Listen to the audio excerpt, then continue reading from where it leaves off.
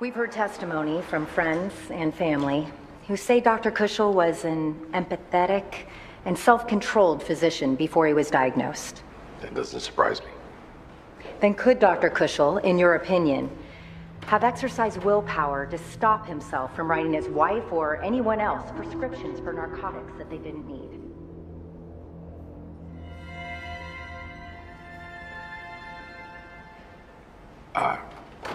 I'm sorry, what the, Could Dr. Kushel have stopped himself from writing prescriptions? in my opinion, no.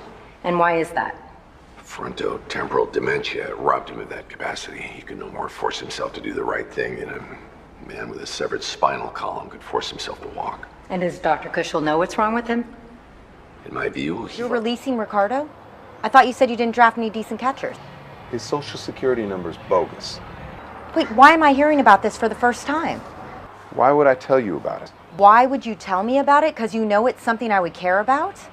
Probably half the kids in your class are illegal. Undocumented. Undocumented, whatever. That's different. They have a legal right to be in my class. Look, Mr. Ramirez is great about talking about his own life, but what about everyone else's life?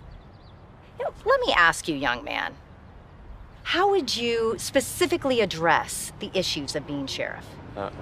How would you balance the budget in an era of growing needs and declining tax revenue? And with these wildfires that continue to burn out of control, how should the deputies balance public safety with public health? Making some good points. And I'm sorry, you don't like cops? Yeah, how about the next time neo-Nazis march through Berkeley? Who's protecting you now?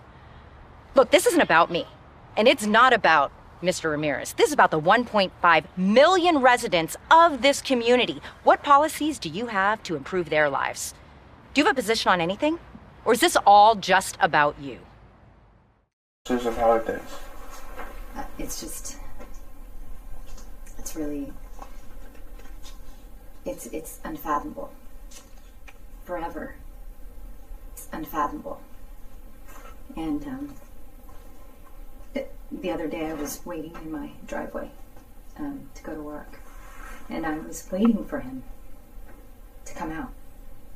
I was there 15 minutes, and before I realized that he wasn't coming, ever, and that our commute is now my commute, and all those things that we used to do on the way, you know, like go to Starbucks and fight over the muffins, and that's not going to happen.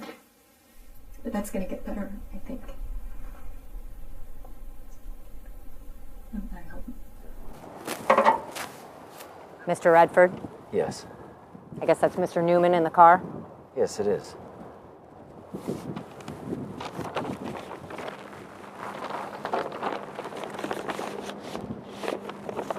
You're a very attractive woman. Why he would spend all his free time with her is beyond me. You must really love your job. Yeah. You son of a bitch. Well, I'm in character, so this is all in training, playing an alcoholic in this great movie that I'm doing. I find that as a method actress, you need to go as deep as you can into your liver, even if that's what it means, you know? And, well, the first film that I did that you might have seen, I played someone with a cocaine problem. So, of course, doing my diligence, I really became a big cokehead, actually. And how did that go? Not well. I overdosed. My name is Bridget Reedy, and I'm in charge of the Kinderflop division here. As you can see, we're training the biggest and brightest stars of FIFA to come. They start crying and they just throw a fit and go running around the room. Yeah, parents might think that's annoying, but you know what that is? That's a superstar right there. That's a superstar. I'm playing opposite of the character Jexy, which is the phone.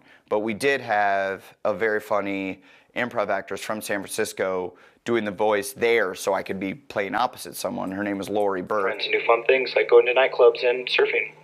No, you do not. You have no friends, Phil. Even your mom does not like you. Dude, your phone is super mean. So Neil asked me to get him a job with my employer, and I did. And, you know, he got into some stuff there.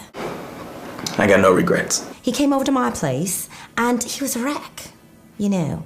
I mean, I tried to bring him down, but he was just inconsolable. And he said he was so ashamed that he quit. Well, he even made a pass at me, which was really awkward.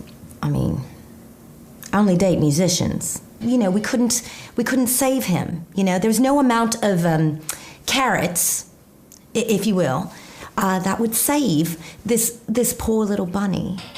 The name Sexual Detergent, now we made it into a clothing line.